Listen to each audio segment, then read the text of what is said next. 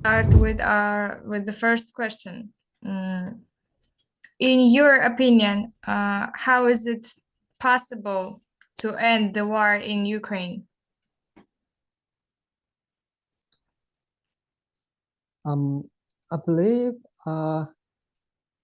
at this moment, Russia is the aggressor. Russia is the country that is invading Ukraine. So basically, Russia had to take a step back, and well, they have to stop the war.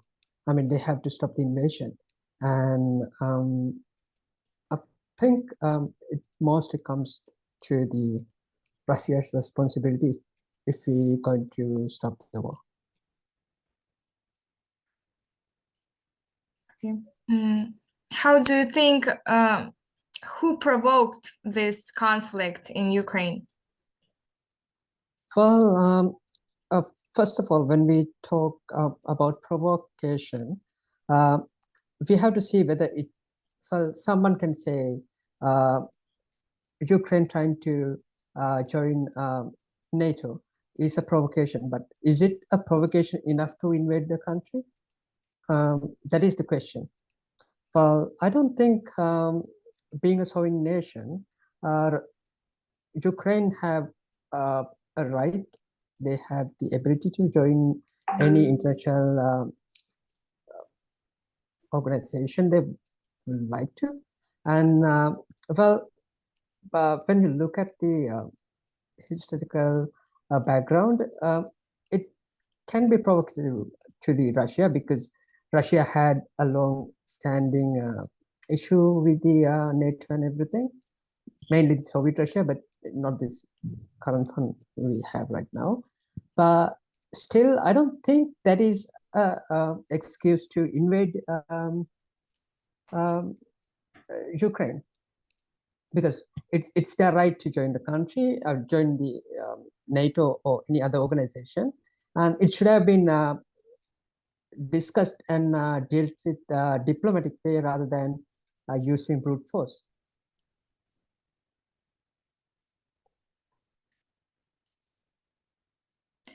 And according to you, how does this war affect the environment? Well, any war is well, I don't think any war is affecting in a good way to environment because it uses fuel like more motor vehicles, it uses ammunition, it uses a lot of chemicals, even the weapons they use themselves can harm environment, and the amount of resources that required to fight a war is immense. It's not like something you do. I mean, it's very different from what you use in day-to-day life. So it will impact heavily on the environment. It's not only this war, but any war is not good for environment. And even if you look at from the people's and like humans environmental perspective, how they're living and everything, it will affect that as well. So war is definitely not helping the environmental issues that we are facing today. You think the UN is still sociable as a platform where countries can jointly solve the world's issues? Well, I think if you look at the recent history, UN has definitely failed to do that. I mean, yeah, when you look at it, why was formed and everything, yeah, it was formed to resolve the issues between countries and within countries as well sometimes. But recent history, UN have not been able to do that, and I think it's more, it's becoming more and more controlled by the Western countries. I mean, Western means the Western capitalist establishment that involves major part of the Western Europe, US, and so on. So UN, I think it has lost the ability to intervene with these issues in effective manner, and I felt it either need to reform or felt we need something else to attend to that. Do you think something like alternative model is coming, or is nothing new? I don't see any alternative model coming up right now, but for need for an alternative mechanism or alternative how do you call it? It's, if you can call it, establishment or the or organization, something like that, has been there for like some time now. Even if you look at Ukrainian issue, and with this recent Palestine and Israel issue, it's similar. UN is trying to intervene. UN is trying to stop the war. UN is trying to negotiate, but there is some. They are not being able to do that. Even if they want, I'm not sure whether they actually want to intervene and finish deal with it. But still, even if they do, it's really hard to see they are making any progress. The BRICS International Association is rapidly gaining momentum. Would you like Sri Lanka to join BRICS? Well, I'm not really sure there is much of a difference between BRICS and the UN or the Western side of establishment, because they both based on the same principles. It's really hard to say at this moment because BRICS is still not fully formed and fully functional in compared with the UN and everything, but still it will be a capitalistic establishment. It won't be anything that will actually represent the people of the what do you call it? Member nations and everything. So I don't think that if it is continuing in the same model that UN has performed, and the currently what we see how BRICS is forming on, it can work, especially if you look at the China and India. China has a lot of issues with the democracy. Then again, India is under the Modi's leadership. India has a lot of issues with the aggression towards the minorities. It's sort of becoming a very strict Hindu nationalist state.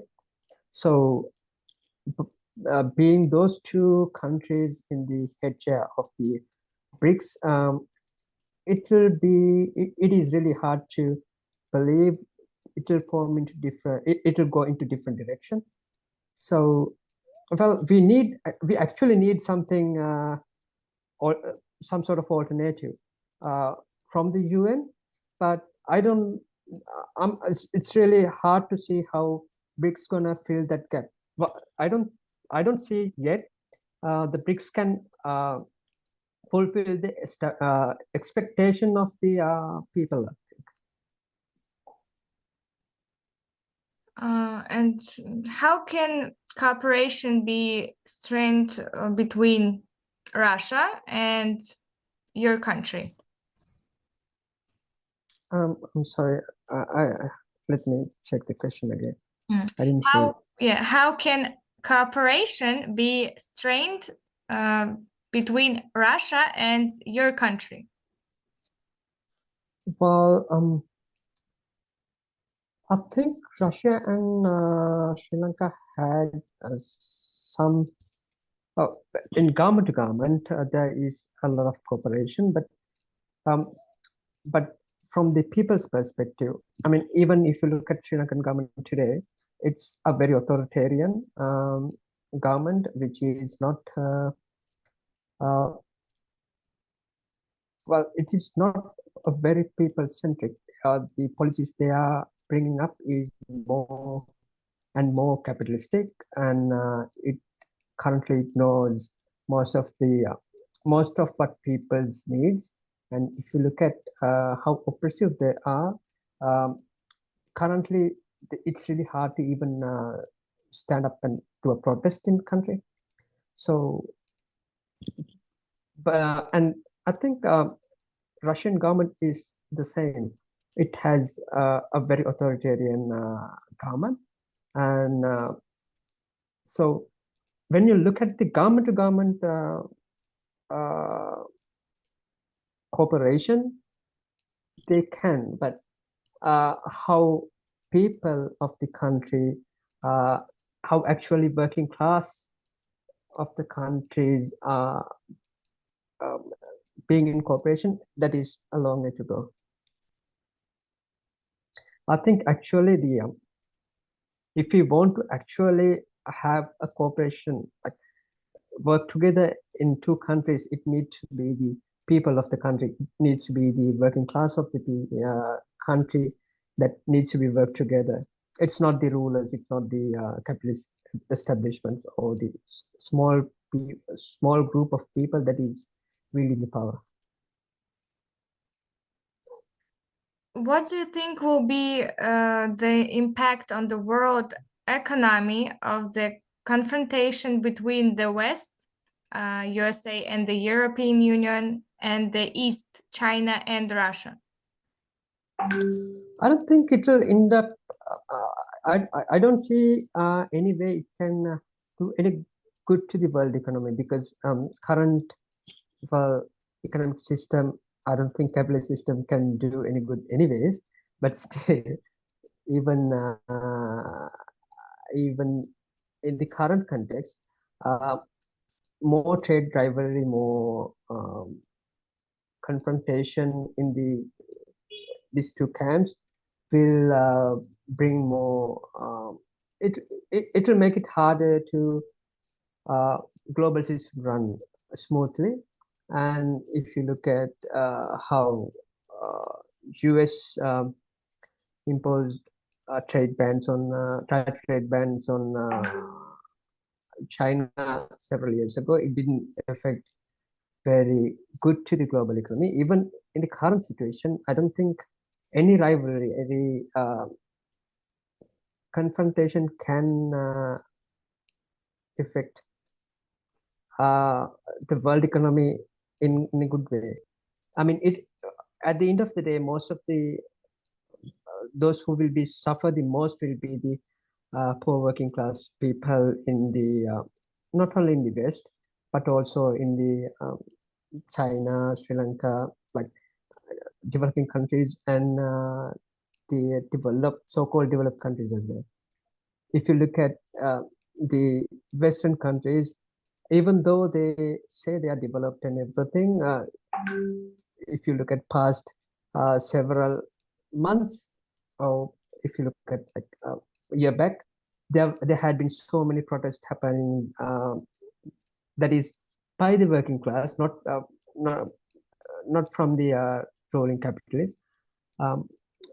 Most of the working class is frustrated because they are unable to meet their day-to-day needs. It's the same with everywhere in the world.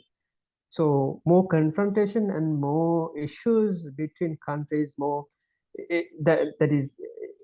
that will make it more harder for everyone to get what they want. So it will definitely affect the working class of the world to basically live. Thank you for your answer. What are the ways, in your views, to end the military conflict in Ukraine? Well, well, I think uh, I think Russia need to stop the um, invasion in Ukraine, and at the same time, uh, the eastern part of the Ukraine, uh, if they want to, they need to decide. We actually believe in self-determination of the people. So the eastern part of the Ukraine has to determine whether they want to live with Ukraine or they want to live in a separate country, or uh, whether they want to join the Russia or whatever. But it shouldn't be forced upon them by the Russian military rule, or the it shouldn't be done by the Ukraine or the West as well. Uh, at the current at this moment, it looks more like Western countries like US, UK, and basically European Union and US are using Ukraine as a proxy to fight against the Russia. And at that point, I don't think I don't see any way Ukraine can benefit from this war, and I don't think Russia can benefit from it either. But I think Russia has is like if they have stepped into the war, but now if they try to step back from it, it will it can harm their what do you call global image that they have built. So they are fighting for that, and uh, West is using this as uh, of a issue to like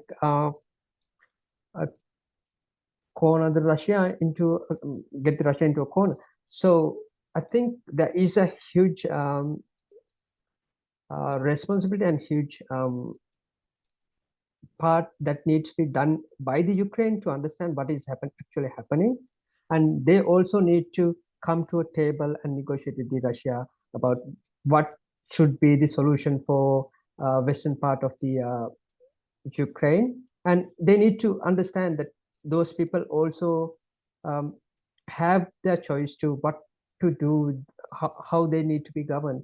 So if they want to govern by themselves, so they can have a referendum or whatever, and they can uh, declare an independent state. And if they want to join with the Russia, then that's their choice. Or if they want to stay with the Ukraine themselves, with them, and yeah, and they need to accept that, and Russia need to accept that they can't force anything upon those people as well. Yeah. Is it feasible to do so in year 2023? There are only like Yeah, that's a hard few months. question, I guess. Yeah, Is but it? I think I mean I'm not really sure whether they can come back into the full resolution within this in couple of months. But if they actually want to start these negotiations, there is more than enough time to start start start this process. So it is definitely possible to make a start to in the war. Do you have anything to say about this topic? Maybe your thoughts, something what you wanted to say?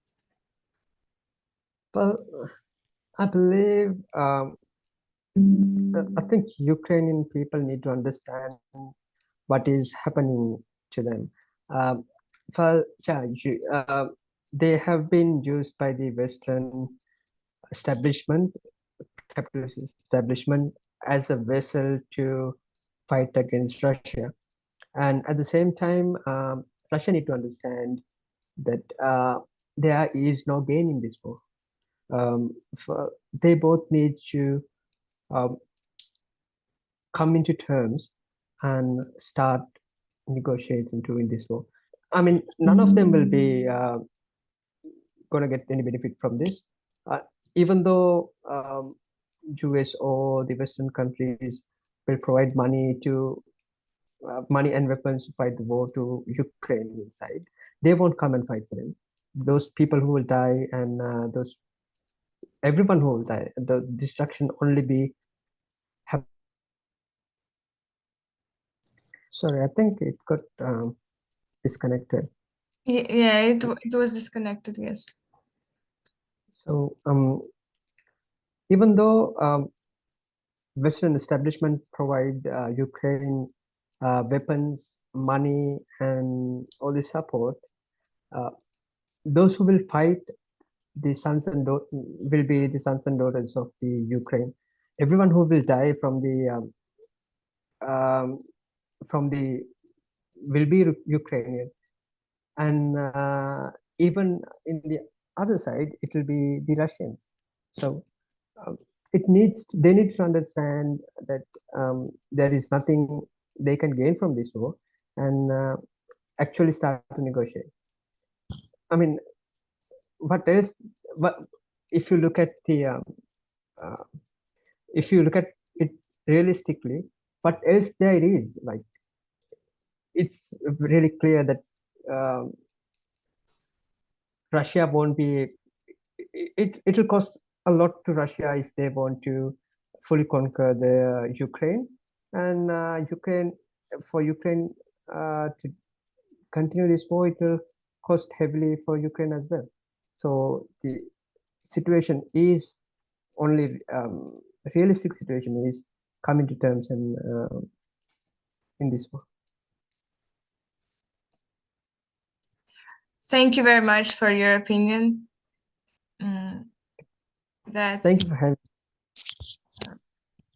That's really important issues right now for all of us. And to hear your views and opinions for us, it's also important. Thank you very much. And You're welcome. bye-bye. Bye-bye.